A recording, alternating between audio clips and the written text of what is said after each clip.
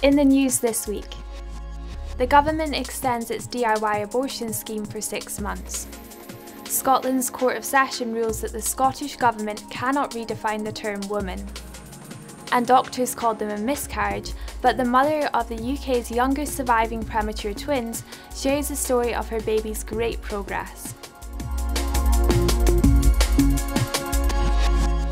Hello. The government has announced that it is extending its scheme for unsupervised at-home abortions in England by 6 months. Health Minister Maggie Throup told the Commons that the emergency measures would now end on the 29th of August, before adding that the government's view is that the provision of early medical abortion should return to pre-COVID arrangements. On the same day, the Welsh Government announced it would make its system permanent. When it was introduced, DIY abortion was billed as a temporary measure and was supposed to stop at the end of March. The Institute's Kieran Kelly welcomed the pledge to end the scheme in August, but said it was very sad it was being extended.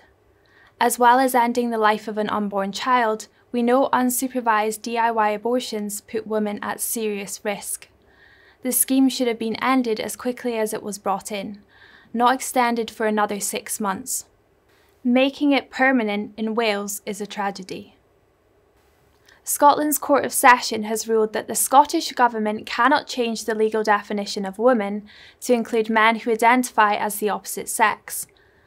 Holyrood widened the definition of woman in the 2018 Gender Representation on Public Boards Scotland Act to include trans women, but Campaign Group for Women Scotland argued that this undermined the sex-based rights of biological females. Scotland's most senior judges agreed, with Lady Dorian ruling that the Scottish Government did not have the power to expand the definition. She said its desire to promote inclusion of women is limited to allowing provision to be made in respect of a female of any age. Provisions in favour of women in this context, by definition, exclude those who are biologically male. Pro-parent group Be Reasonable has warned that Wales's upcoming ban on parents giving a light smack to their children is a gross interference in family life by the state.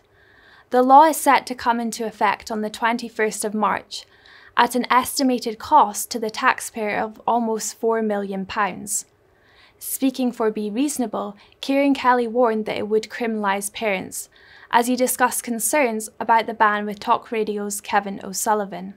They've said this isn't about criminalising parents, but the guidance comes out in Scotland, the guidance comes out in Wales, and what does it say? You see the mum in the supermarket who gives their child a light tap on the back of the legs or back of the hand or what have you.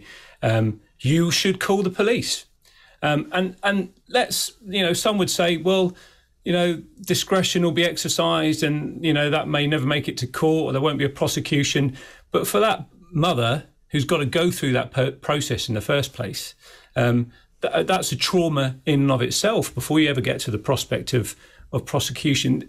This boils down to the state saying that they can parent our children better than we can parent our children. And finally, the UK's youngest premature twins have defied doctors' expectations to survive. Harley and Harry Crane arrived 5 months early at just 22 weeks, 2 weeks before the abortion limit, and weighing less than 2 pounds each. Mum Jade said they were so premature that doctors kept referring to the delivery as a miscarriage and told her and husband Steve that the twins had 0 chance of survival. I got distressed when they kept calling it a miscarriage. How could it be a miscarriage when I could feel the babies? They were alive, but I was shocked to discover that they weren't going to be monitored during the birth. The tiny babies have now made it past their original due date and have overcome numerous health scares. Jade explained that the doctors had to overcome their lack of experience with babies this young.